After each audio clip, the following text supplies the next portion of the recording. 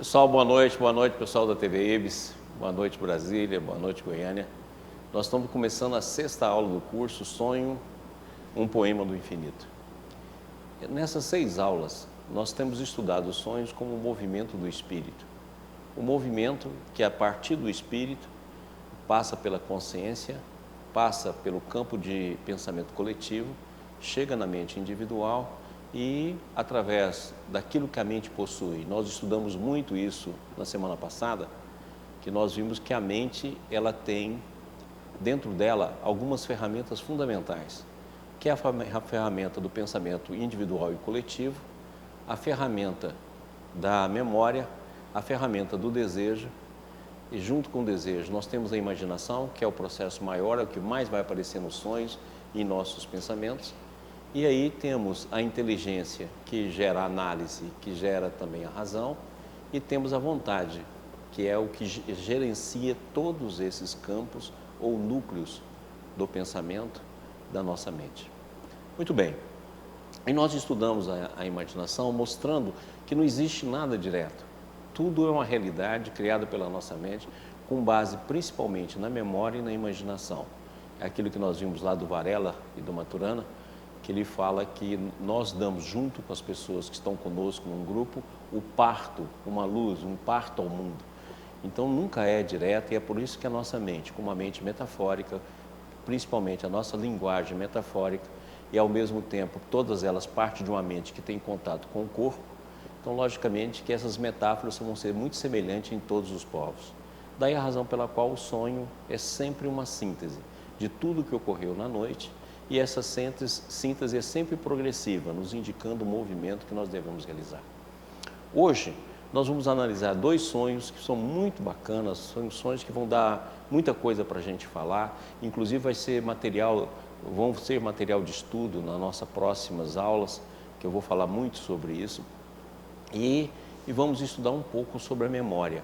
A gente estudou bem a imaginação, demos uma boa entrada na parte da imaginação. Agora hoje nós vamos estudar um pouco sobre a dinâmica da memória, para que a gente entenda a memória e ao mesmo tempo compreenda o que ela é hoje e o que ela vai ser amanhã. Então é isso que nós vamos estudar. Mas antes da gente iniciar, nós estamos aqui preparando para iniciar a nossa aula e o Humberto trouxe aqui um presente para a gente, que nós ganhamos do Instituto Pietro Baldi. A TV IBS ganhou do Instituto Pietro Baldi, que nos mandou um busto do Baldi e um símbolo das suas obras.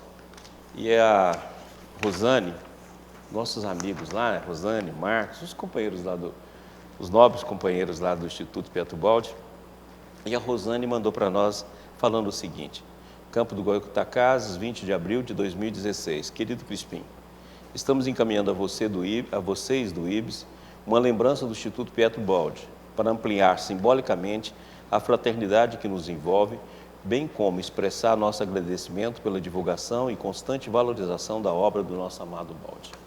É um presente muito carinhoso, muito bacana, nós queremos agradecer muito.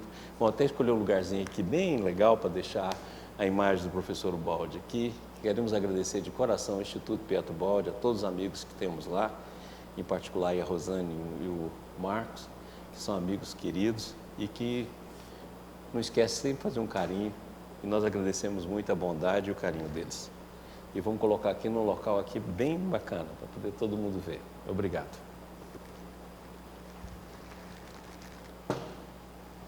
Nós vamos fazer agora a nossa prece, nós vamos chamar a nossa irmã Andréia para poder fazer a prece nossa de abertura, e logo depois iniciamos a aula.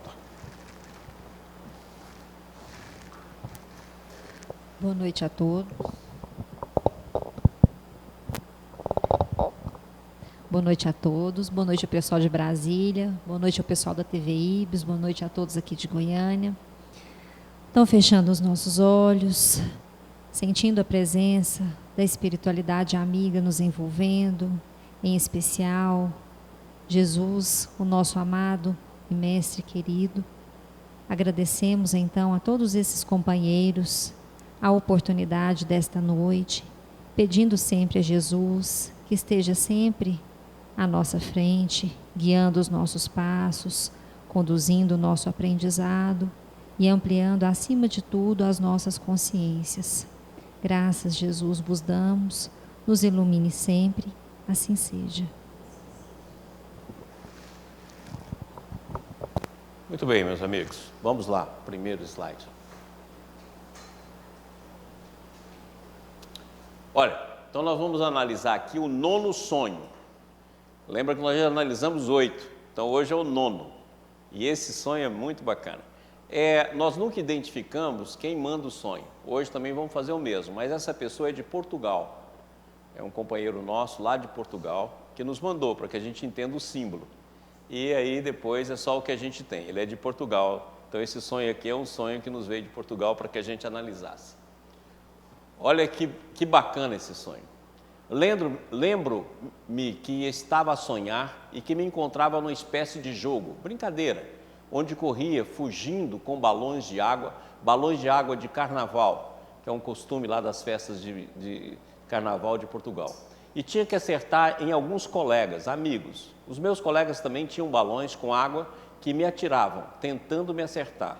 Eu corria pela rua e por edifícios, entrando em prédios, corredores e salas, ao mesmo tempo em que ia desviando dos arremessos dos balões, escapando das investidas dos meus adversários e acertando em alguns dos meus adversários. Abria e fechava portas pelos edifícios e salas onde ia passando, correndo freneticamente para não ser atingido. No início eram poucos, uns 3 ou 4 jogadores. Lembro-me de acertar em 3 adversários, e quando acertava eles, saíam de jogo, mas iam ajudando os outros, dando indicações para me apanharem. Foram começando a aumentar cada vez mais os jogadores e todos queriam acertar-me.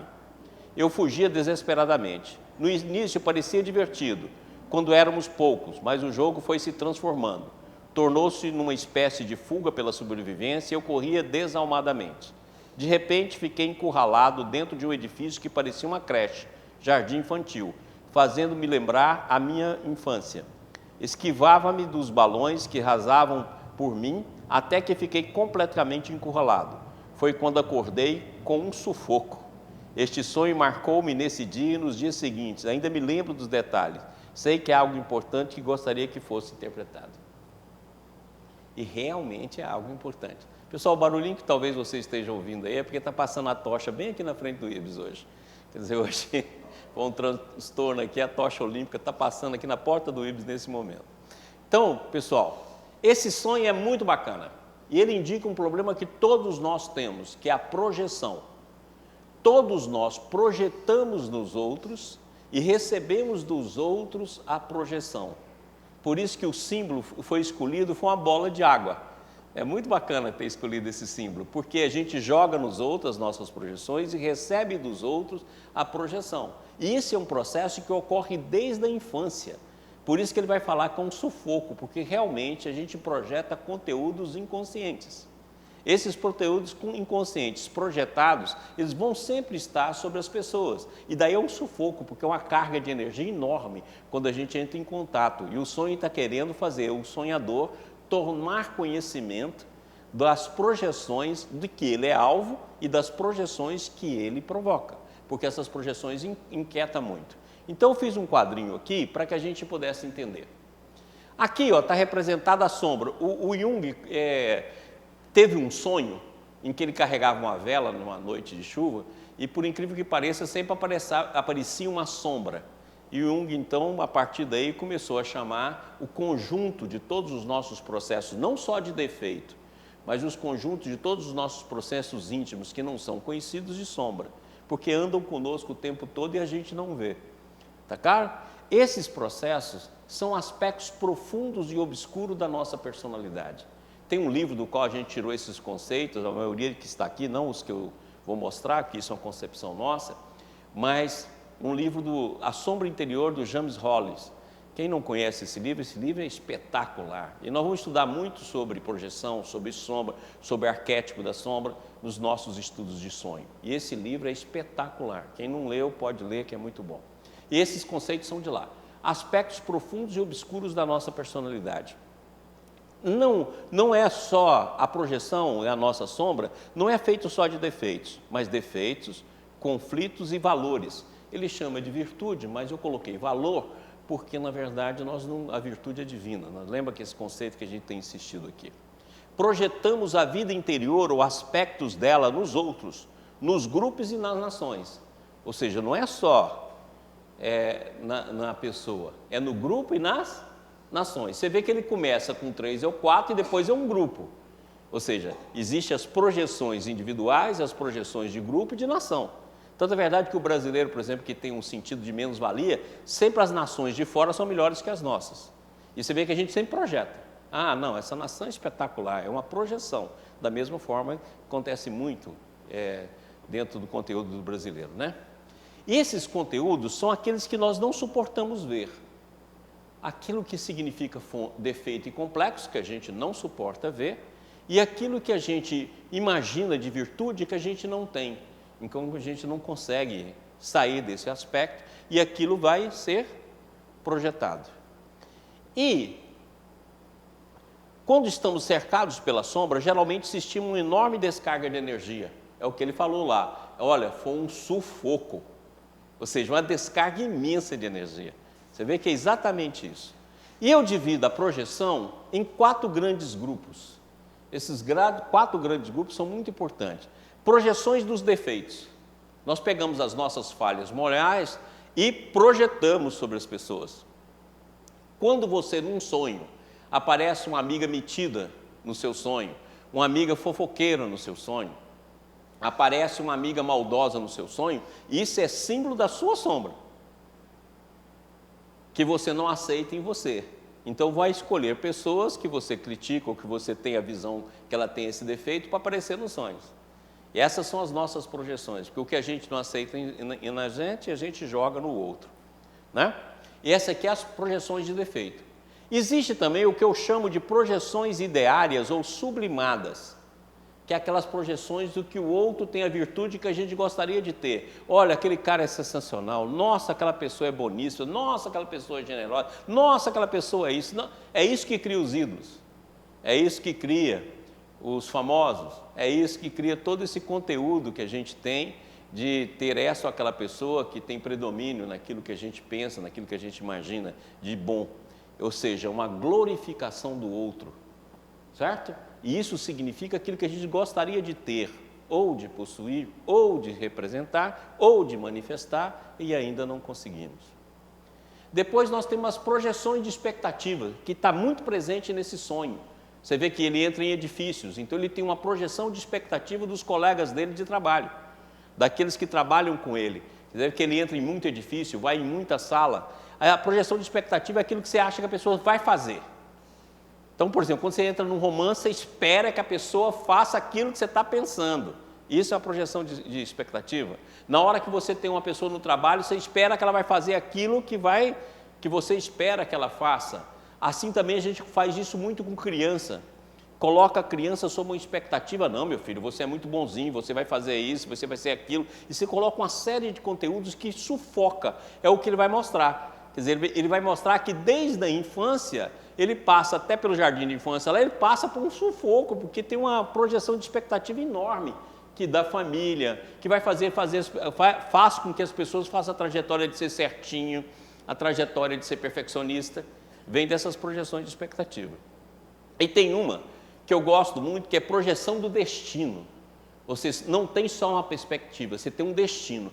Quando ele crescer, ele vai ser médico, ele vai ser advogado, ele vai fazer isso, ele vai sustentar o papai e a mamãe, ele vai ser uma pessoa boa, vai ser um ótimo jogador de futebol, e de destino.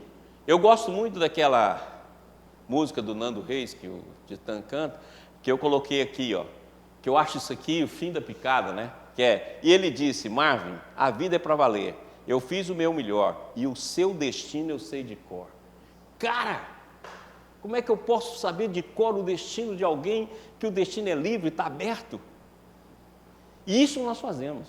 Essa música é espetacular para mostrar isso. Olha, eu fiz o meu melhor, mas o seu destino eu sei de cor. Olha, que sabe o destino de cor?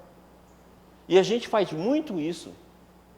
E nesse sonho que nos veio, é exatamente isso. É um processo imenso de projeção. Então, essa é a projeção. Tudo bem? Compreendido? Voltemos ao sonho.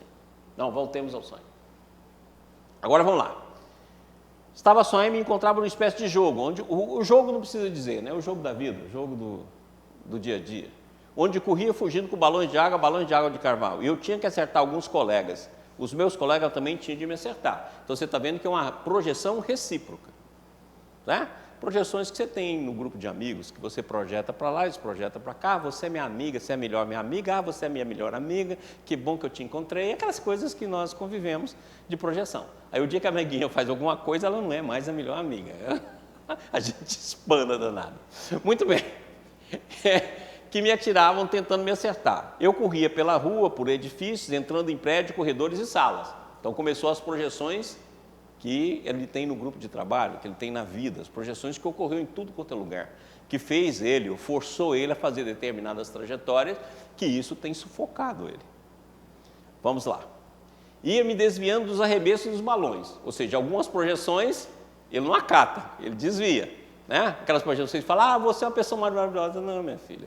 Eu tinha um amigo que tinha uma frase maravilhosa, ele falava assim, Maurício, todas as pessoas ao longe são semelhantes às montanhas. Todas as montanhas ao longe são azuis.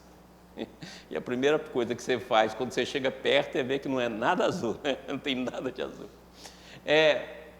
E ao mesmo tempo é desviando meus arremessos dos balões, escapando das vestidas dos meus adversários. E acertando em alguns dos meus adversários, ou seja, algumas projeções dele, seja de expectativa, seja do defeito, seja de destino, certo? Ele acertava, ou seja, ele jogava aquelas projeções e aquelas projeções eram conteúdos que traziam conteúdos dele. No início eram poucos, uns 3 ou 4, ou seja, as projeções de pequeno grupo. Mas lembra lá, é de grupo, de nação, então o grupo vai crescer. E essas projeções crescem bilateralmente. Né? Se você faz uma projeção negativa sobre alguém, daqui a pouco tem alguém também fazendo. Por isso que Jesus disse, à medida que medides os outros, sereis medidos. Porque é dentro de um campo coletivo de interconexão. No início eram poucos, 3 ou 4, lembro de acertar uns 3 adversários. E quando acertava, eles saíam do jogo, mas ia ajudando os outros, dando indicações para me apanharem.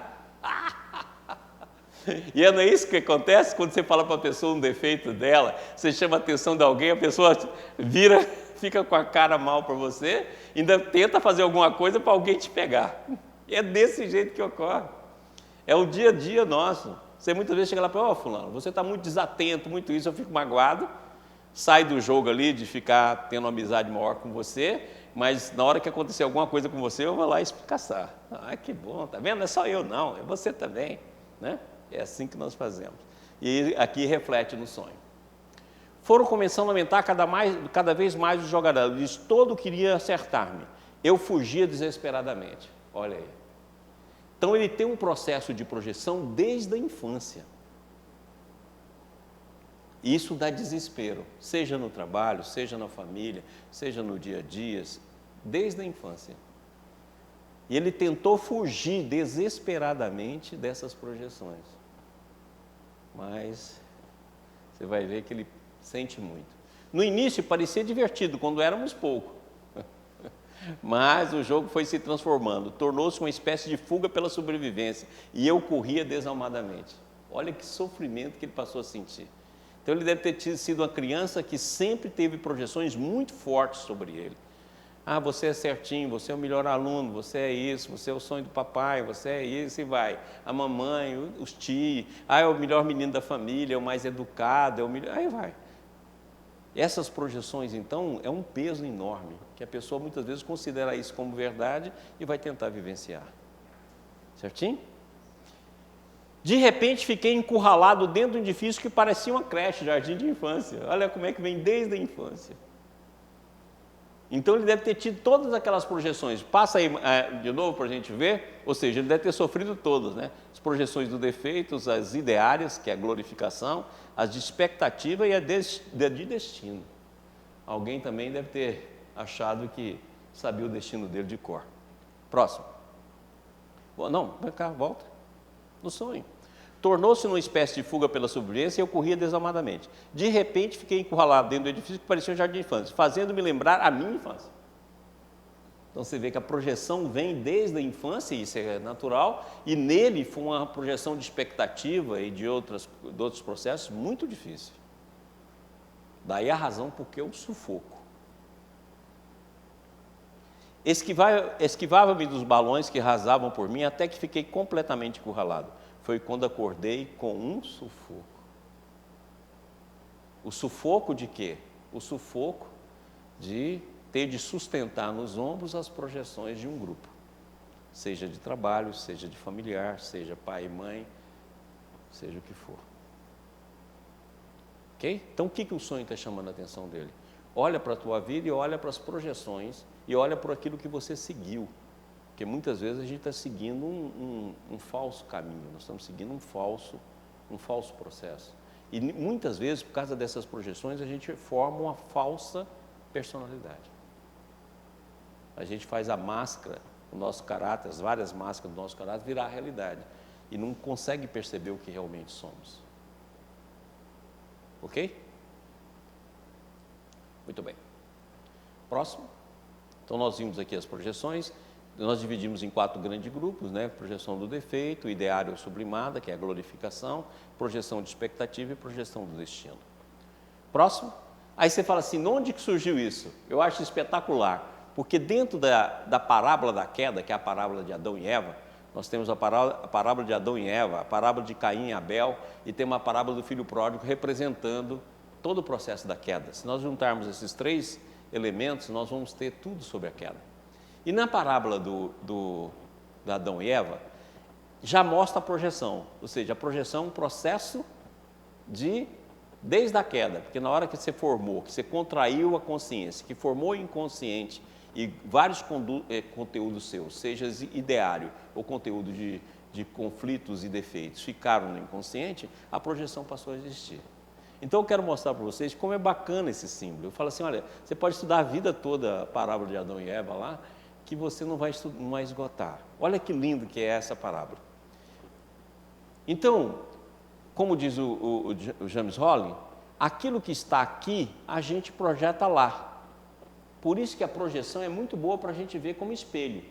Se você quer saber qual o defeito que você tem, olha as pessoas que você não gosta. É lá que estão seus defeitos. Então, aquilo que você não suporta aqui, você joga lá. Então, olha bem, olha que interessante. Quando você pega a parábola de Adão e Eva, olha como é que todo mundo faz escolha consciente. Olha lá.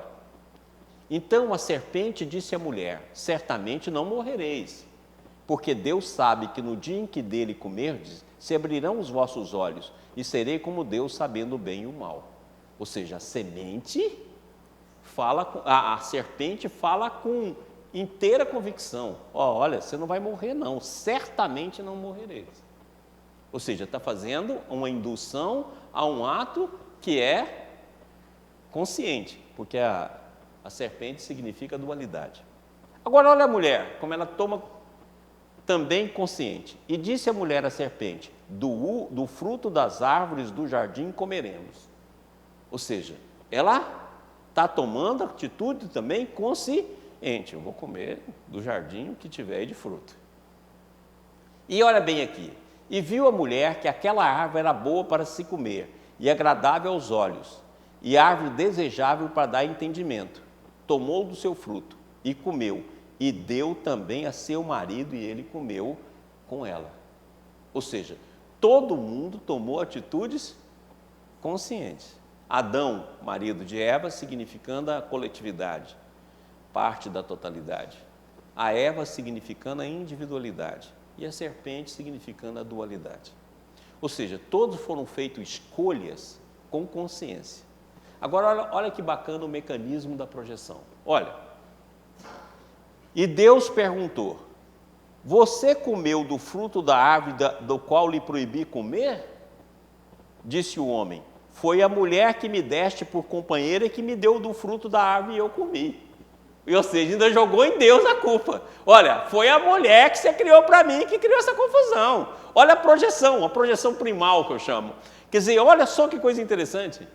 Não, eu comi, mas a mulher, por isso que você pode olhar que a pessoa que a gente mais projeta erro é Deus, por incrível que pareça. Você está corrigindo Deus o tempo todo. Porque se fosse assim, por que Deus não fez melhor? Por que Deus deixou acontecer? Nós fazíamos uma confusão danada, depois falamos assim, por que Deus deixou acontecer isso? E você que está gerando a confusão.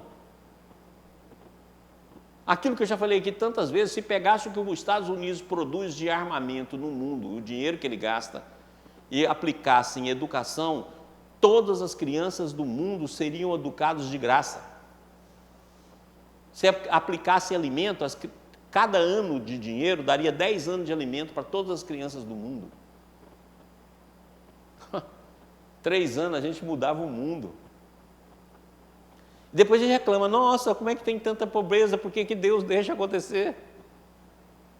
É exatamente isso aqui, ó. Olha, foi a mulher que me deste por companheira, quer dizer, você tem participação nisso.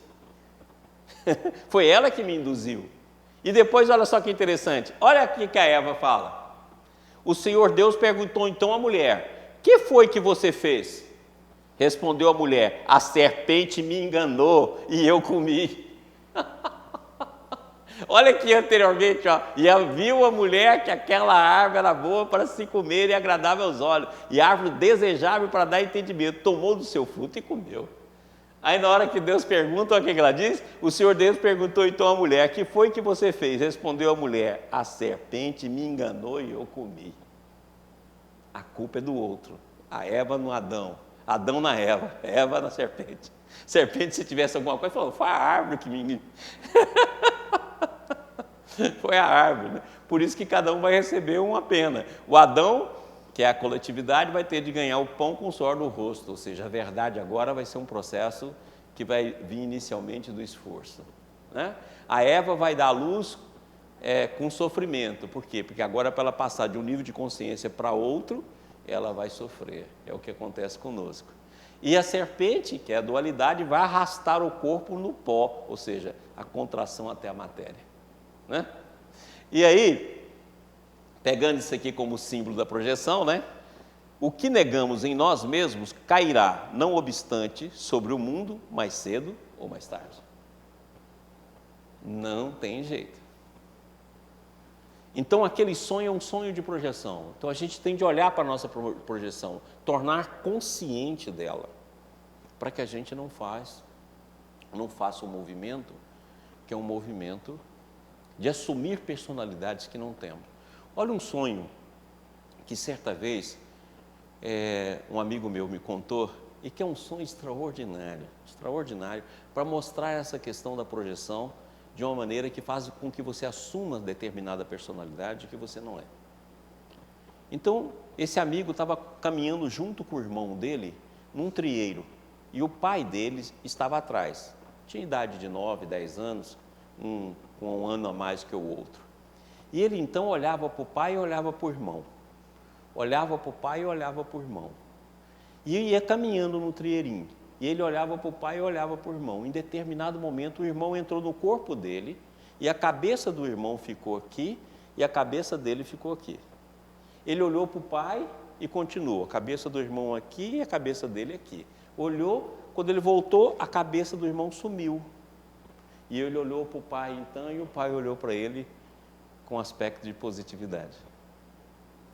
E o sonho termina. Então, olha só que interessante.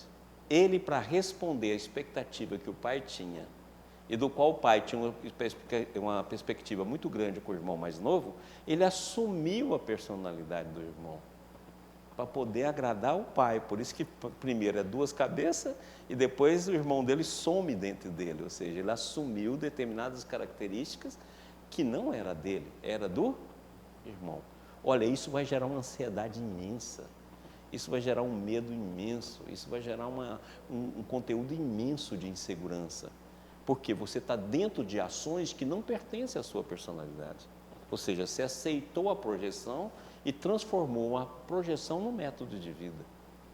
Então isso vai acontecer muito com aqueles que são certinhos a vida toda, sempre fiz o que papai e mamãe queria, vai ser perfeccionista mais tarde e vai sofrer um conflito danado com tudo aquilo que significa sombra. Por isso que vai tentar ser rígido, para poder controlar todas as variáveis e para que não tenha surpresa de conteúdos inconscientes. Mas mais cedo ou mais tarde isso explode.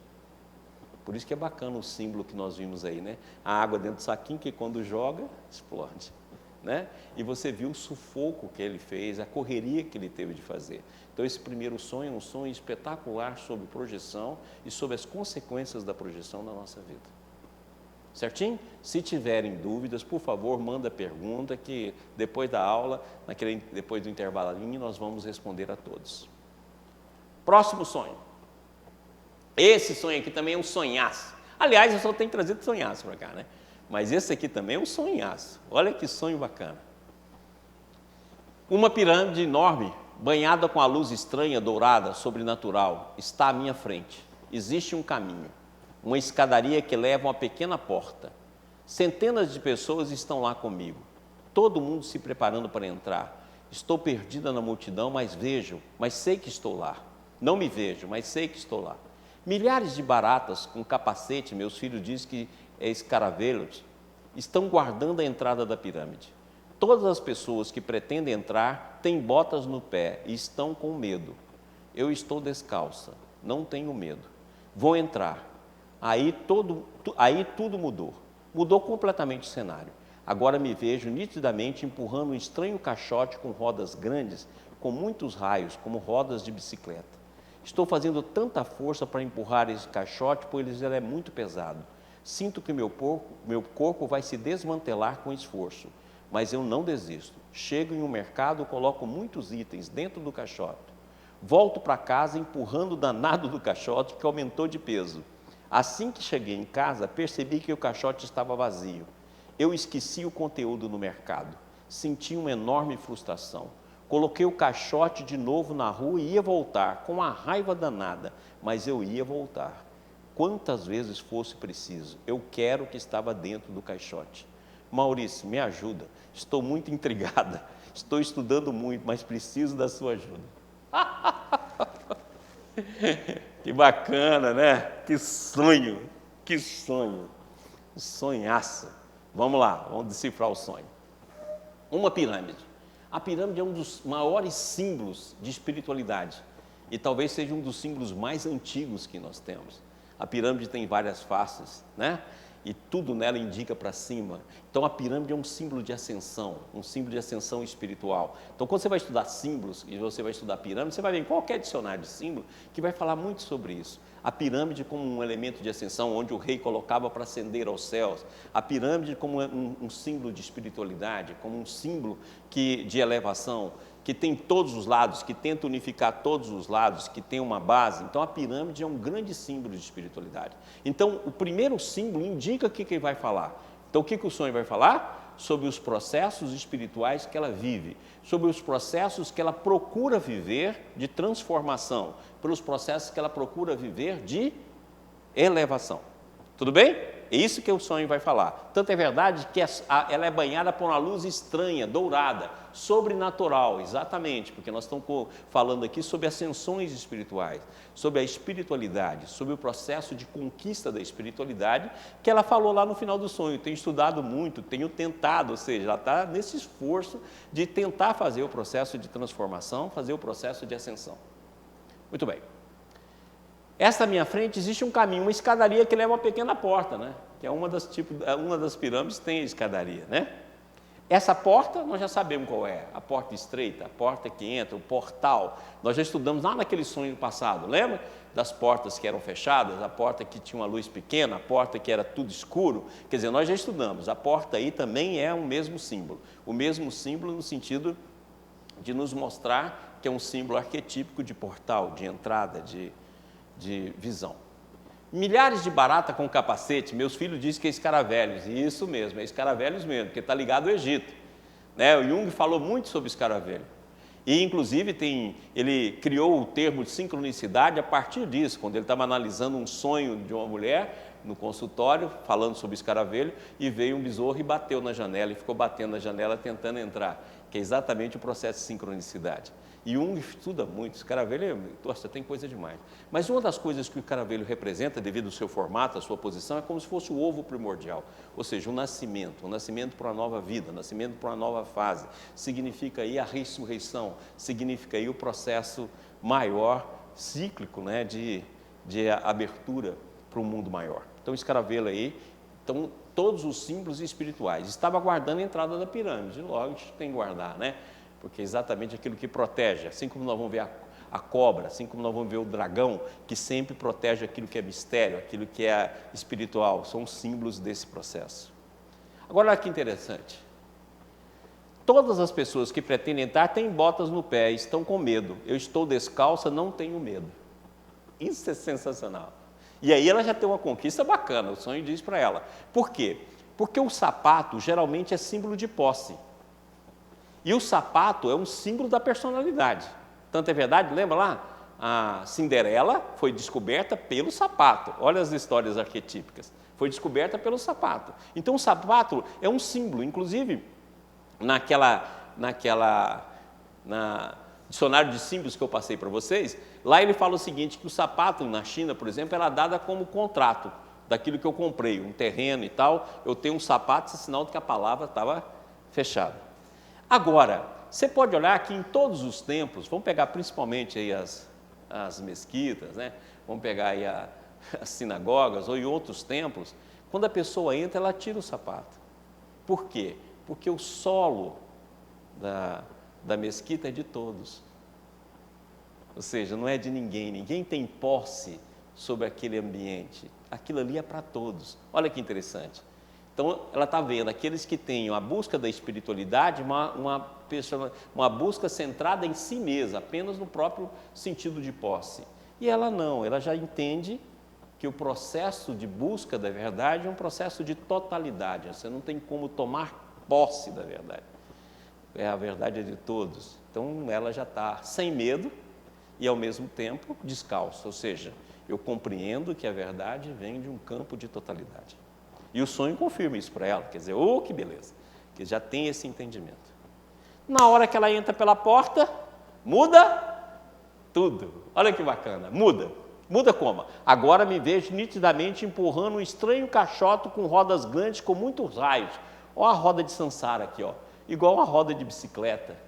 Olha o símbolo da espiral, olha o símbolo da roda de Sansara. O caixote é o quê? O conteúdo dela mesma. Aquilo que realmente ela está guardando em si mesma. Por isso que é caixote, que é uma coisa que transforma, que vem de árvore, que vem de madeira, né? Que vem da natureza. Quer dizer, a história dela, ela é o caixote. E a roda significa o quê? As várias vidas, as várias experiências, os vários processos que ela foi, através do tempo, coletando, colocando nesse caixote. E olha que interessante. Vou entrar com muitos raios. Estou fazendo tanta força para empurrar esse caixote, pois ela é muito pesada. Quer dizer, olha o conteúdo que está lá, né? A inércia, essa inércia que nós já falamos muito aqui, né? Que a gente forma os cinturões, é uma inércia danada, ele fica pesado porque é uma força de inércia. Você tem de ter uma força danada para empurrar. Depois que você pegar determinado voo, aí vai embora, né? Mas é muito difícil sair dos estágios iniciais, porque o caixote é aquilo que Jesus fala, pega a tua cruz e siga-me. Ou seja, o caixote é a cruz. E a roda é a roda de Sansara, é a espiral. Quer dizer, é difícil, porque o caixote é cheio de dificuldades, é muito difícil a gente fazer ele andar. Tanto todos nós que passamos pela experiência de autodescoberta, é dificílimo você dar os primeiros passos, né? Sinto que meu corpo vai se desmantelar com esforço. Olha, ela está decidida, né? Ela quer realmente. E ela está fazendo esforço. Mas não desista. Aí, ó, a persistência. Chego em um mercado, coloco muitos itens dentro do caixote. Mercado é um símbolo do coletivo. Lembra que ela já entende que a verdade é coletiva, que a verdade não tem dono, que na verdade não é de opinião, a verdade não é um conteúdo pessoal? Até por isso que ela vai no supermercado, porque o supermercado é um símbolo da coletividade, é um símbolo da coletividade, símbolo de todos nós. E ela vai lá, mas eu não desisto, volto para casa empurrando, mercado, coloco muitos itens dentro do caixote. Está claro? Que são os valores, que são aquilo que nos alimenta, né? Chego, volto para casa empurrando o danado do caixote que aumentou de peso. Lógico que aumentou de peso, que ela está colocando e está começando a ver a si mesmo. Tanta verdade que é assim, né? Na hora que você começa a ver a si mesmo, você fala assim, gente, eu piorei. Tem muita gente que manda e-mail, doutor Maurício, depois que eu assisti essas aulas, eu piorei muito. Eu falei, aguenta firme que vai piorar mais. Por quê? Porque à medida que você vai mexer no pacote, vai mexer no caixote, você vai ver cada vez mais coisa. Não tenha dúvida, aguenta firme que vai piorar, né? Assim que cheguei em casa, percebi que o caixote estava vazio. É aquilo que acontece com todos nós. Fazemos um esforço danado para aprender, vamos nos templos, aprendemos lição, voltamos para casa e explodimos com tudo. Na hora de dar um testemunho de virtude, de valor, está vazio. Quer dizer, faz um esforço danado, passa anos frequentando os cursos do IBS, passa anos lendo livro, e aí quando chega em casa, a primeira coisa que acontece, pá, parece que não tenho nada, tudo que eu fiz até hoje não adianta nada. É aquilo que não adianta, é a nossa verdade. Quando chega em casa, a gente cai as máscaras, né? Ainda tem o familiar que faz aquela projeção, o que adianta ser santinho, ficar fazendo tudo isso? O que adianta? Você ainda ganha a projeção ainda e o cacete comendo em cima, né? E é exatamente isso, olha que bacana, olha que imagem espetacular. Assim que eu cheguei em casa, percebi que o caixote estava vazio. A família é a realidade, né? Quer dizer, não tem jeito, é por isso que Jesus fala, ninguém é profeta na sua própria terra, na sua própria casa, não tem jeito. Você é desmascarado ainda pelas projeções, né? Ah, seu fingindinho, você é só bonzinho para os outros. É muito legal, o caixote sempre está vazio quando a gente chega em casa. Eu esqueci o conteúdo no mercado, esquece. Você fica ali anos estudando paciência. Aí na hora que acontece outra vez, você, pai, esqueci, meu Deus, esqueci. E olha só, senti enorme frustração, é exatamente isso que a gente sente, né? Coloquei o caixote de novo na rua e ia voltar com a raiva danada. É a raiva, é isso mesmo. Quando explode, né? Você fala assim, oh meu Deus, o que adiantou esses meses todos? Eu pensei que eu estava melhor, o caixote está vazio. Aí olha bem como é que é determinada, né? Eu quero o que estava dentro do caixote. Ó, legal, quer dizer, Caio, é aquilo que Emmanuel fala em Vida e Sexo, eu já falei tantas vezes aqui, mas uma frase que eu carrego comigo, né? Errar e tornar a errar para acertar com maior proveito. Ou seja, não importa, errei, caí de novo, fiz vexame, mas eu vou encher o caixote, eu vou voltar, eu vou empurrar e vou continuar o meu processo interior. Então esse sonho é extraordinário, porque ele fala da nossa realidade.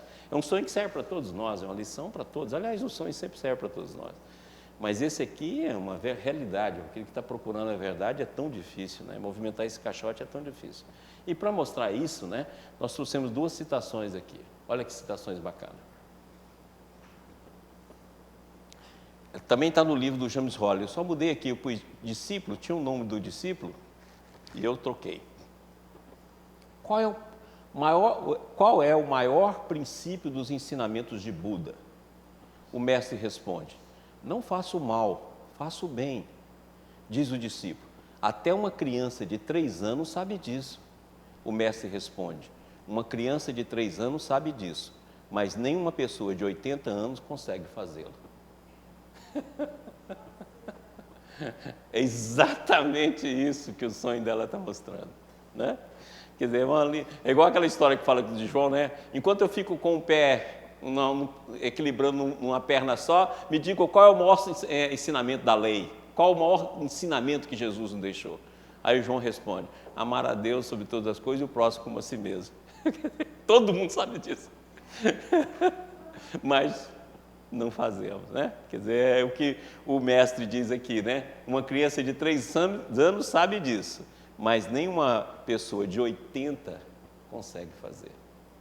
E quando o Paulo de Tarso vivenciou esse processo, que é o processo que a sonhadora está vivenciando e que todos nós vivenciamos, olha como é que ele diz, eu acho isso aqui tão bonito, é tão consolador isso, quer ver, olha aqui que Paulo fala aos romanos, porque eu sei que em mim, isto é, na minha carne, ou seja, na minha matéria, no meu campo, na minha mente, né, nos processos do antissistema, não habita bem algum. É aquilo que eu vi falando para você, que você pensou, não, Maurício, falou, a personalidade não tem nada que presta. Vi falando isso, né? Desde o primeiro curso. Né? Não tem nada que presta. É o que Paulo fala, ó, não habita bem algum. E com efeito, o querer estar em mim mas não consigo realizar o bem, porque não faço o bem que quero, mas o mal que não quero, esse eu faço. Isso é lindo, né? Olha como é que Paulo é sincero, né? Quer dizer, está mostrando exatamente a luta que a nossa sonhadora está passando. Quer dizer, olha, eu quero o bem, mas esse eu não faço, mas o mal que não quero, esse eu faço. Ora, se eu faço o que não quero, já não o faço eu, mas o pecado que habita em mim é o caixote. Todos os conteúdos que estão no caixote. Acho então essa lei em mim, que quando quero fazer o bem, o mal está comigo. Porque segundo o homem interior, tenho prazer na lei de Deus, mas vejo nos meus membros outra lei, que batalha contra a lei do meu entendimento e me prende debaixo da lei do pecado que está nos meus membros. Olha a dualidade. A mesma dualidade que nós vimos lá na representação da serpente. A dualidade que está nos membros, ou seja, na matéria, né? No processo da queda. E o desejo de continuar e querer, o homem interior tem prazer na lei de Deus. Então, mas na hora que chega na peneira da família, o caixote está vazio. Né? Que sonho lindo, né? Que sonho maravilhoso. Os dois sonhos espetaculares, um que fala sobre a projeção e outro que fala dessa luta com a dualidade e os nossos fracassos na família. Mas é o que ela falou lá, né? Eu continuo, eu quero, é aquilo que Jesus também nos ensinou. Quem perseverar até o fim será salvo. Ou seja, quem perseverar até o fim da evolução, quem aguentar todas essas lutas contra a dualidade, esse volta ao sistema. Certinho? Ok? Se tiver alguma pergunta aí, manda. O Estevão vai ler para a gente aqui lá de Brasília, no segundo horário. Então, quem tiver dúvidas, por favor, nos manda. Nós estamos continuando a estudar a mente mecânica, né? Vamos lá, vamos recordar algumas coisas que nós já falamos nesse curso. Nós vimos que a nossa mente pode se dividir em 4 grandes campos. A mente mecânica, certo? Que a gente pode comparar com a luz comum, policromática, não coerente. A mente silenciosa, né? Que é aquilo que nós estamos mostrando na anulação de ondas. A mente silenciosa. A mente coerente, que ela funciona como um raio laser. E a mente intuitiva.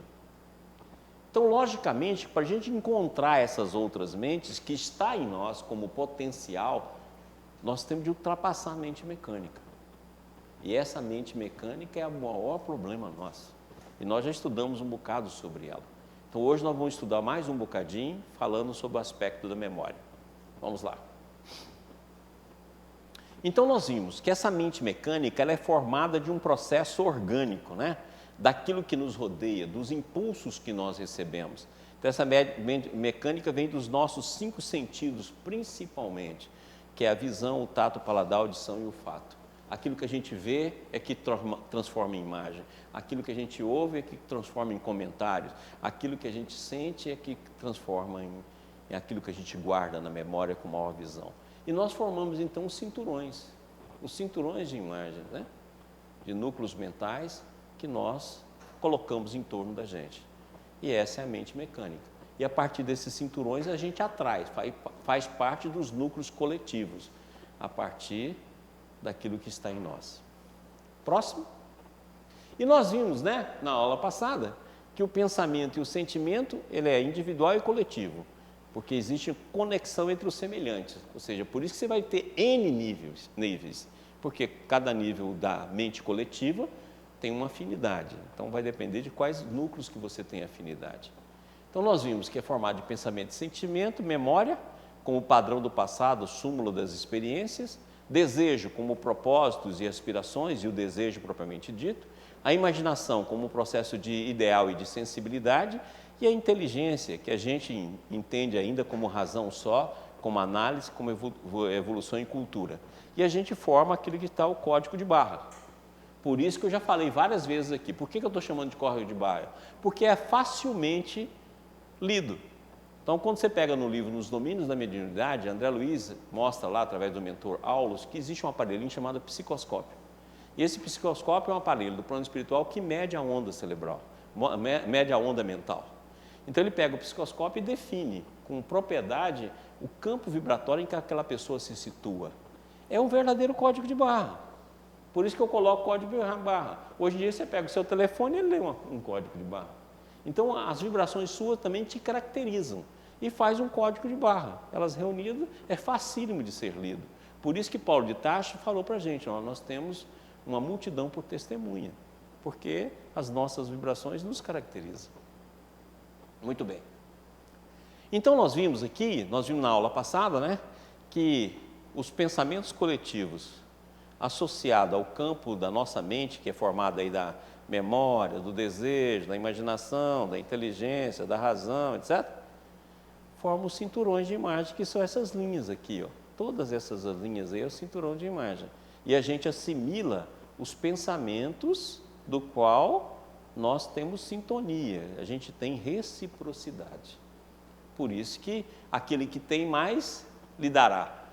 Por quê? Porque, na verdade, aquilo que você sintoniza é aquilo que você recebe. Se você está sintonizado com os núcleos mentais superiores, você vai receber conteúdo superior. Se você está nos núcleos inferiores, é inferior. Ok? Próximo.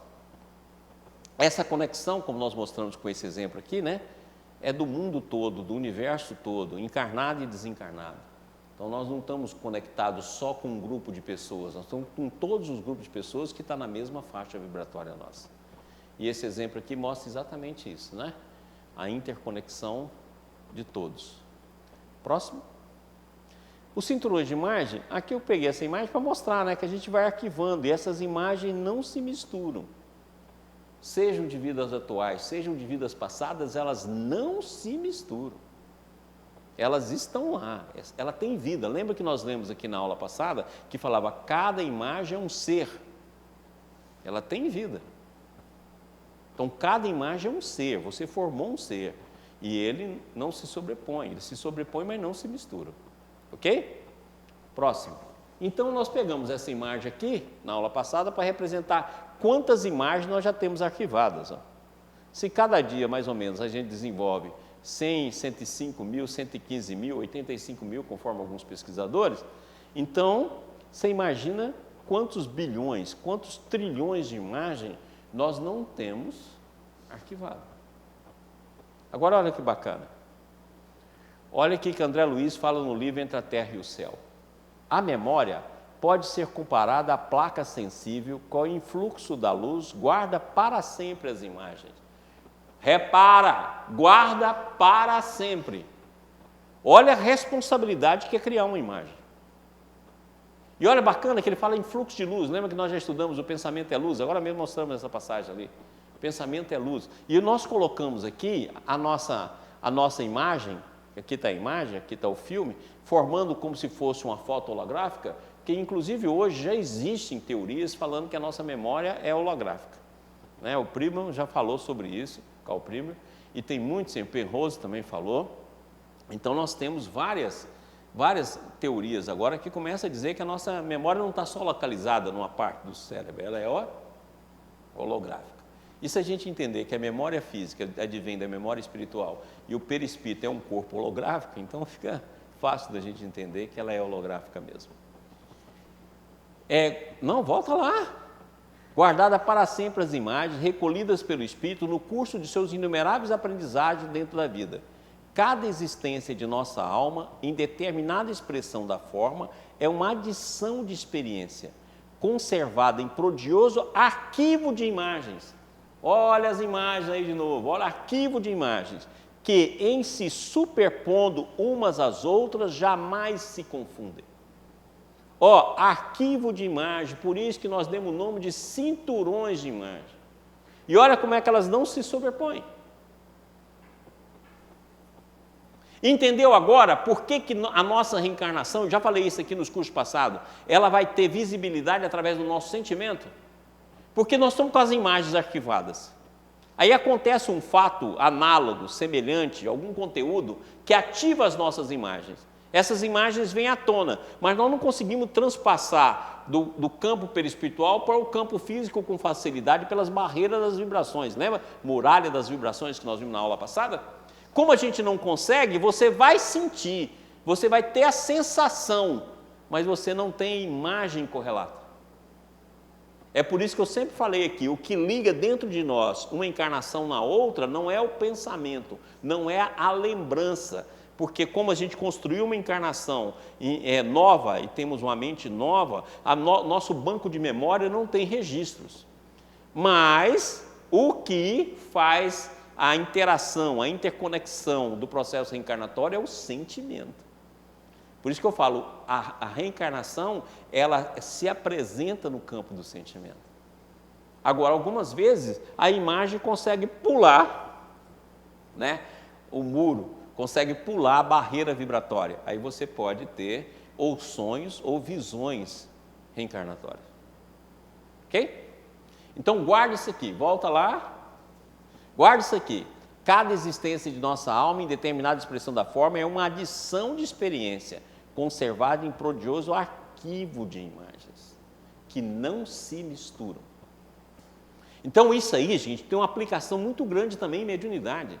Você entendeu lá que quando um espírito necessitado, um espírito ainda vivenciando conteúdos inferiores, aproxima de você, vai ativar em você, como médium, as suas lembranças do período que você foi como ele?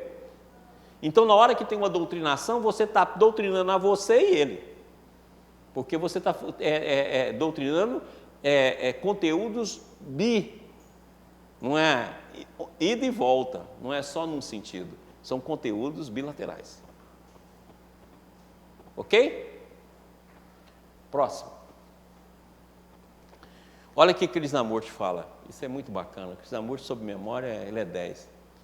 A luta gera memória. Essa memória é continuamente acrescentada por outras memórias.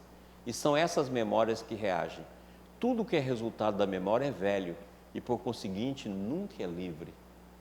Liberdade de pensamento é algo que não existe, é puro contrassenso. O pensamento nunca é novo, porque o pensamento é a resposta da memória, da experiência, do conhecimento. O pensamento que é velho torna também velho aquilo que olhaste com deleite e por um momento sentiste profundamente. Do velho vem o prazer, nunca do novo. No novo não existe o tempo. É por isso que quando você tem uma experiência espiritual, você tem lá um determinado insight, e aquilo te envolve, te deixa num momento assim de êxtase, de prazer. Aí você arquiva aquilo e quer repetir. Acabou, você envelheceu, você vai ficar preso dentro de um campo que não é verdadeiro. Isso é campainha? Não? Hã? Muito bem.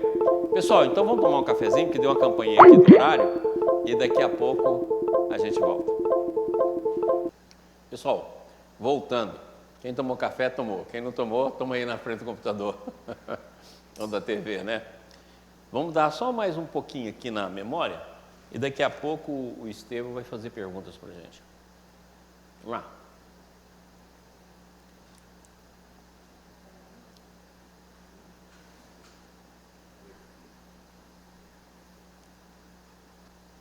Tudo bem. Continuando com Krishnamurti. Não há nada de mal no desejo. Reagir é perfeitamente normal.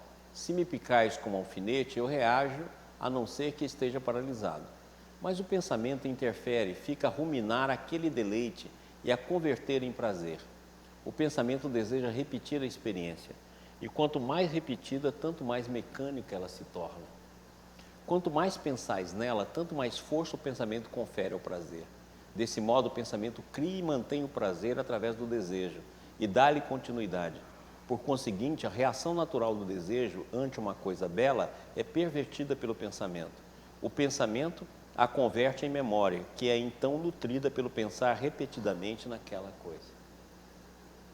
E esse processo continua até além do processo encarnatório. Nós vamos mostrar uma passagem de André Luiz aí que fala sobre isso.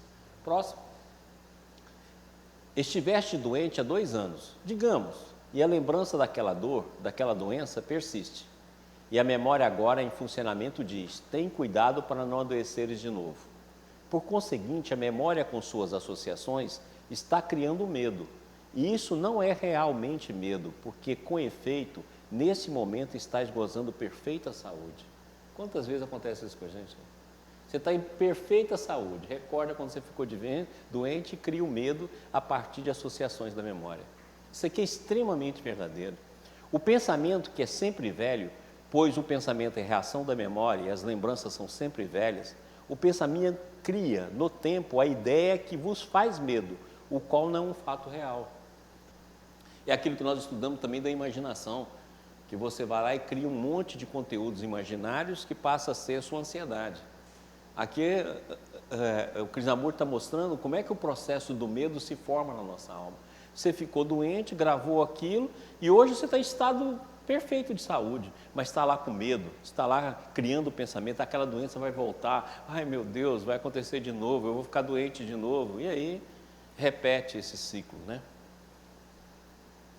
O fato real é que estás bem de saúde, mas a experiência que permaneceu na mente como memória faz surgir o pensamento. Tem cuidado para não adoeceres novamente. E isso cria doença de novo, né? Por quê? Porque a gente não sabe deixar o passado. Aquilo que Jesus ensina, cada dia basta a sua preocupação. Próximo. Para você mostrar isso aqui, é muito bacana que eu trouxe o André Luiz para poder mostrar que esse processo continua lá em túmulo. O processo da culpa, então, na memória é terrível, porque continua lá em túmulo. Então, lá entre o céu e a terra, ele pega dois personagens lá, que é exatamente isso aqui, ó, Esteves, né, José Esteves e Leonardo. Eles participaram da Guerra do Paraguai. E aí, o José Esteves matou o Leonardo. Né? Leonardo matou José Esteves. Então, olha que interessante. José Esteves já reencarnou, demorando-se agora em outros setores de luta, mas Leonardo Pires vive com a imagem do assassinato que se revitaliza, cada dia na memória dele. Olha, aconteceu lá na época da Guerra do Paraguai. José Esteves já está reencarnado e o assassino está lá repetindo a imagem e revitalizando ela. E isso acontece por séculos. Pega a imagem na imaginação, vitaliza. Ok? Ele faz algo virtual aí, só um instantinho, tem de fazer pergunta no som. Cada dia na memória dele há um influxo das sugestões da própria consciência que se considera culpado. Como vemos, a lei de causa e efeito cumprir-se natural. Ou seja, criou e mantém a criação. Criou e dá continuidade a vibrar. Certinho? Próximo. Então, presta atenção nisso aqui. A mente adora viver no que é habitual, porque sem o que é habitual, a mente fica perdida. Se não houver rotinas, a resposta habitual com a qual a mente está acostumada, ela se sente confusa e insegura. Entendeu porque as pessoas querem mais do mesmo e tudo que é novo causa uma dificuldade extrema? E a gente cria barreiras. Ok? Então, semana que vem, vou parar aqui, nessa aqui. Semana que vem, nós vamos continuar um pouquinho sobre a memória, que agora não vamos para as perguntas. Mas, para terminar a nossa aula expositiva, naturalmente a memória tem seu lugar próprio, num certo nível. Sem ela, não teríamos possibilidade de atuar na vida de cada dia. Em sua própria esfera, a memória tem de ser proficiente. Mas há um estado da mente onde há muito pouco lugar para ela. A mente que não está tolhida pela memória tem a verdadeira liberdade. Semana que vem nós vamos ver como é que isso acontece e o que a memória se transforma no processo de evolução. Certinho? Muito bem. Senhor Estevão, estou à disposição para os comentários e perguntas para que a gente possa terminar a sexta aula. Ouvindo bem, Maurício? Tudo bem.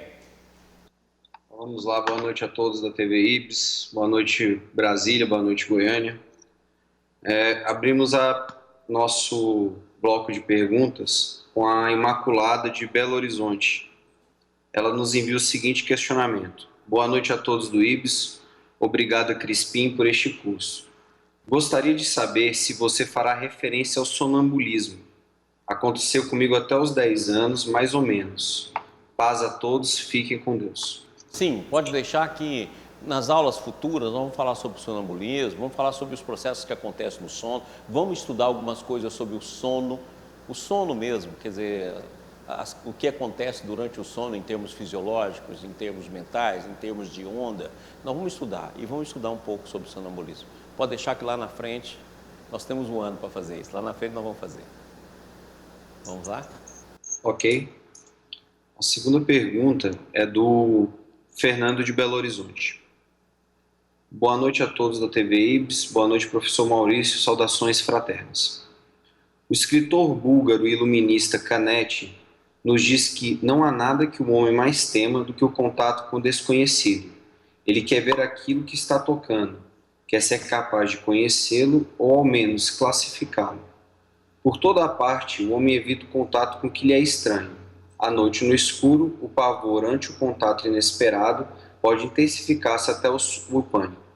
Mesmo o sono, estado em que nos encontramos muito mais indefesos, é facilmente perturbável por esse tipo de tremor, fecha aspas, é a narrativa que ele coloca do Canetti.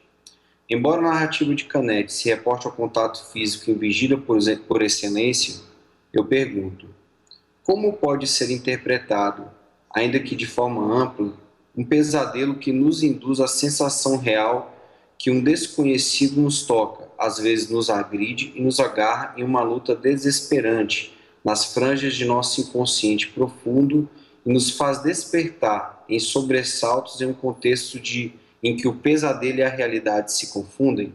Bons sonhos a todos, de boa vontade. Lembra que nós já falamos aqui? Toda vez, guarda isso, porque isso é maior do que qualquer outra explicação. Toda vez que o sonho vier e você não fizer o movimento, lembra que nós mostramos aqui na aula passada que mesmo a menina lá, não sabendo o que significava o sonho, ela entenderia no eu mais profundo. Então, toda vez que você sonhar e esse sonho não ganhar o movimento que ele tem de ganhar, você vai repetir o sonho sobre outros contextos, até que ele se torna pesadelo. O pesadelo nada mais é do que o conjunto de movimentos não realizados que se repete no psiquismo. Você pode falar assim, o pesadelo não pode ser influências espirituais? Pode, é um movimento que você não fez de perdão. O pesadelo não pode ser a influência do espírito que está ali perto de mim? Pode, mas é a mesma coisa, tudo é movimento do espírito que você não realizou. Você pode ter tido um sonho de conciliação com o seu adversário e você não quis conciliar, não quis, fugiu da conciliação, como André Luiz mostra muito bem. Eu vou até trazer aqui o caso entre a terra e o céu, que ele mostra esse processo. Então, lembra que toda vez que ocorrer um pesadelo, certo? Independente dos conteúdos da mente, que esses conteúdos vão vir da memória, é sempre um movimento não realizado e que já foi várias vezes alertado. Toda vez que você tiver um pesadelo, estude o pesadelo, porque é sinal de que você não está realizando o movimento. É por isso que ele vai ficando cada vez maior e por isso que ele se repete. Repete. Movimento não feito. E aqueles sonhos repetitivos de pesadelo que se repete é não só movimentos não feitos, como você, toda vez que entra em contato com essas vibrações, eles vão se repetir. É sinal de que você não passou de fase. Não passou de fase no videogame da vida. Entendido? Então, sempre assim. Próximo. A Marina de Belo Horizonte, que nos envia um sonho que a gente vai estar encaminhando, tá? Para você. Eu estou com, acho que, 200 mil sonhos já. O maior problema é escolher os sonhos que vai vir aqui em cada aula. Mas pode mandar, que uma hora a gente consegue responder a maioria. Vai. O nosso companheiro Tiago França, lá de Cuiabá, nos saúda. Relembra aqui do nosso Congresso Rustem, né, no dia 3 e 4 de junho, lá no Regeneração do Rio de Janeiro. Perfeito. E ele envia a seguinte pergunta. Rustem, 3 de junho, sexta e 4 de junho, lá com o nosso Jorginho, lá no Regeneração do Rio, e todos estaremos lá. Sexta-feira é abertura e sábado são seminários, tá ok? Então, dia 3 e dia 4, Rio de Janeiro, Regeneração lá no Maracanã. Vá. Ele nos envia o seguinte questionamento. As projeções de expectativas são moldadas pelos nossos conteúdos de inconsciente e consciente, de forma instintiva em nossos relacionamentos. Como analisar as imagens que projetamos nos outros? Analisando a nossa trajetória também é um meio de entender as nossas projeções? Um forte abraço a todos os amigos do IPS. Olha, as projeções de expectativa são as projeções que a gente gostaria de ter tido conosco mesmo. Elas acontecem muito na família. Aquele pai, por exemplo, que gostaria de ter feito medicina, não fez, e começa a falar que um filho vai fazer, e vai induzindo aquele filho a fazer a medicina, fazer a advocacia, fazer direito. Ah, meu filho, a gente tem uma empresa, você vai administrar essa empresa. O menino nasceu, você vai ser o nosso administrador do futuro. Quer dizer, são os conteúdos de expectativa. Eles não são instintivos no sentido de vir do instinto, não, ele vem das repetições daquilo que a gente não enxerga. Fala, pera lá, e aquilo, muitas vezes quando acontece na família, que o filho fala para o pai, esse sonho é seu, não é meu. Aí o pai, meu Deus, como é que faz uma coisa dessa? Como é que deixa toda a nossa tradição de família? Deus nos acuda. Tá claro? Por quê? Porque aquilo é como se fosse, sim, verdade. Ele é verdadeiro. E aquilo vai ter de acontecer, porque foi por aquilo que tudo se deu. E a gente tem isso. E a gente muitas vezes, até quando se torna, por exemplo, espírita e fala sobre reencarnação, não, mas isso foi preparado antes da reencarnação, ainda joga o H do preparo. A pressão é enorme, o sufoco é enorme, e nós vimos com aquele nosso companheiro de Portugal como é sufocante, como é desesperante. E a gente faz isso como rotina. E é de conteúdo. Então você tem de estudar as projeções de expectativa, as projeções dos defeitos, as projeções de glorificação e as projeções de destino, que são as mais graves, que essa mata a vida de um ser. Está claro? Porque aí quando você olhar, você vai ver que são todas suas. Aí você pode estudar esses conteúdos para que ocorra a transformação. Ou seja, está tudo dentro do caixote. Tá ok? Beleza. O Ivan Pazin, de São Paulo, passando o grande Maurício, equipe do IPS, apenas passando para mandar um abraço a todos vocês. Para variar, dando show, doutor Maurício. Até mais. Ivanzão, obrigado, amigo. O Ivan é um cara muito bacana, esteve aqui conosco, até mandou outro sonho para a gente, então vamos ver se com o tempo aí a gente responde.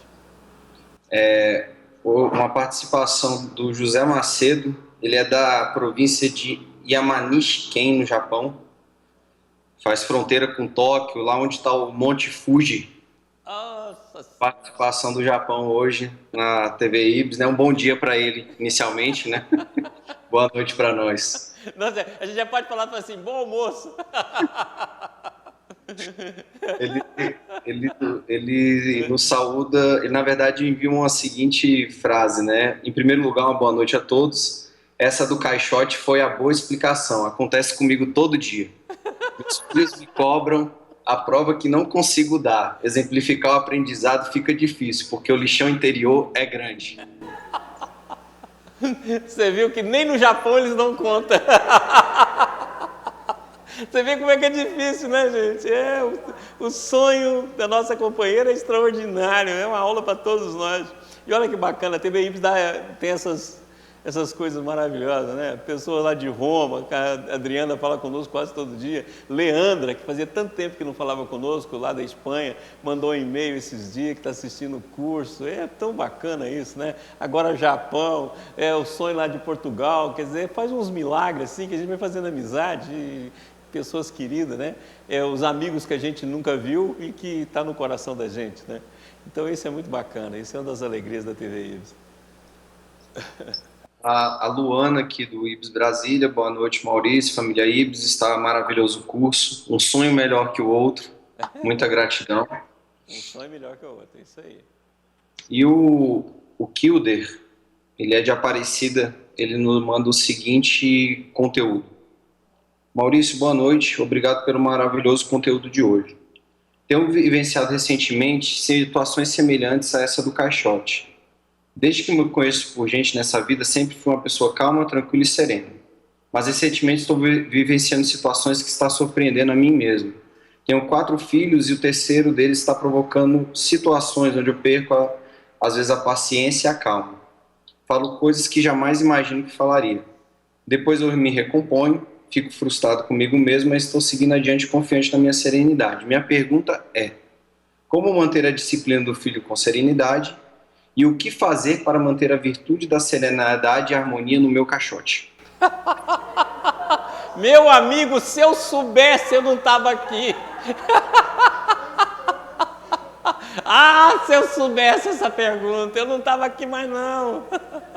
Eu estou aqui porque eu também não sei. Eu tenho um primo que tem uma frase interessante, ele fala assim, ele é homeopata, ele fala assim: Maurício, fazer homeopatia é subir e descer morro. E eu falo que a mesma coisa é educação.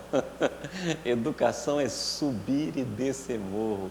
Tem dia que você acha que está ótimo, meu Deus, como meus filhos vão bem, como eu estou educando legal. E tem dia que você está na descida, que você fala: meu Deus, que monstro que eu sou, que pai que eu sou, meus filhos como é que vão ficar? Eu não sei educar porque não tem receita. Não tem receita. O Chico tem uma frase em Terra e Semeador, quando ele dá uma entrevista, ele fala assim que a receita da educação é a autenticidade. Ou seja, se eu não estou dando conta, sento com meu filho, sento com a minha esposa, sou autêntico. Quer dizer, se a gente ensinar os filhos da gente sempre, a partir da nossa autenticidade, sou o que sou, quer dizer, e a partir daí o compromisso de nos transformar sempre. Então, consequentemente, que nós vamos conseguindo realizar esse trabalho. Mas ninguém sabe. E a maneira de manter, não queira manter também a paz no seu caixote. Não, o caixote tem que ser um... Eu lembro quando eu falava uma frase aqui: a vida dos santos é um inferno. Por quê? Porque você pode ser santo para os outros, por causa das projeções de glorificação que os outros fazem. Mas você sabe o que você é e os campos inferiores que você visita. Então, por isso que é um subir e descer. Então, não tem receita. A receita é fazer aquilo que a sonhadora nos falou, né? Está vazio, mas eu volto, eu persisto, eu caminho, eu vou de novo. É aquele conteúdo, é fazer isso. Quer dizer, um dia vai. Mais algum? Sim, agora nossa sessão de participações, tá? A Roseli de Uberaba nos manda mensagem, agradecendo todos nós pelo carinho, pelas reclamações, pelos sonhos. A Eliane Nagano de São Paulo também nos saúda por mais um curso. A Nelma Damasceno, esposa do Julinho, Ô, Julinho, beijo. nos dá uma boa noite. O Rubão lá de Franca. Ah, legal. E Mandou até um sonho pra gente. Bom, vou ver se semana que vem ou na outra a gente consegue colocar esse sonho.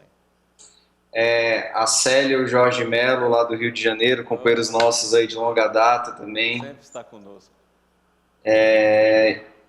E, por enquanto, é isso. Beleza. Então, antes de encerrar, vamos ter a última pergunta, que é aqui de Goiânia. Vamos lá? O Mário de Goiânia, desculpa por ter interrompido a aula. Naquela hora que o José Esteves e o Leonardo, no caso o José Esteves, ele já reencarnou. E é porque o Leonardo não se perdoou? Qual o motivo? Isso.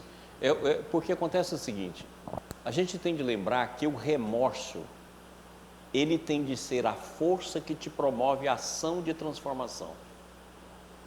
Quando o remorso se transforma apenas em repetição, tá claro?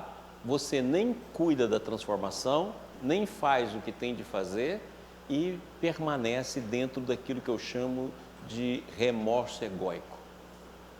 Você sente a culpa e faz da culpa um martírio, mas não faz da culpa um movimento. Então, todos nós cometemos erros. Agora, se eu cometo um erro e imediatamente busco resolver esse erro, seja da maneira que for, cometi um erro gravíssimo, volto e vou tentar resolver esse problema. Vou dar um jeito nele. Então, não tem nenhum erro. Eu falo que o único erro que não dá para consertar numa reencarnação é o suicídio. Mas todos os outros dá, até o assassinato. Posso assassinar aqui, eu vou receber como filho. Deus, manda aí que eu vou receber antes de eu morrer como filho. Se ele era um pai de família, eu vou sustentar a família dele até eu morrer. Ou seja, tudo tem uma forma, tudo tem uma maneira. Agora, quando eu fico no remorso que não movimenta, no remorso que é apenas um remorso egóico, eu não faço movimento de correção, eu não faço movimento de transformação, eu não faço movimento de conciliação. É aquilo que Jesus nos ensinou, concilia com o teu adversário enquanto está a caminho com ele. Então, eu estou na vida, meu adversário é meu erro, enquanto eu estiver a caminho com ele, eu vou transformá-lo. E é exatamente isso que o Leonardo não faz, ele fica preso. Já passou, o outro reencarnou e ele está preso na mesma imagem, ou seja, não se movimentou para o processo de transformação. Ok? Pessoal, foi muito bacana, muito obrigado pelos sonhos que tem nos enviado. Não pense que isso me chateia não, porque é bom que eu tenho um material enorme para poder escolher. Nós vamos escolhendo 2 de cada aula. Vai ter um dia aqui que eu vou fazer uma aula só de interpretação de sonho, para ver se a gente tem vários sonhos para poder, todas as pessoas, ou a maioria delas, poder dar a sua contribuição, né? Porque quem manda um sonho aqui para nós está dando uma contribuição para todos nós. Quer dizer, olha esse sonho de hoje, de Portugal, falando para a gente sobre as projeções que todos nós fazemos, o sonho do caixote, que é a realidade integral nossa. Quer dizer, são coisas muito especiais, todos os sonhos anteriores que estiveram aqui e que nos ajudaram a compreender um pouco melhor o nosso psiquismo. Então, eu quero agradecer muito a todos que têm contribuído, aqueles que mandam sempre mensagem para nós, aqueles que mandam perguntas, aqueles que estão conosco nos assistindo. É uma alegria, esse pessoal aí do mundo todo, né? Que coisa bacana. E por isso que a gente quer fazer um congresso internacional para ver se reúne os pitainhos aí do IBS, né? Para que a gente possa estudar e estar junto. Então, boa noite, muito obrigado e até a próxima semana na nossa 7ª aula.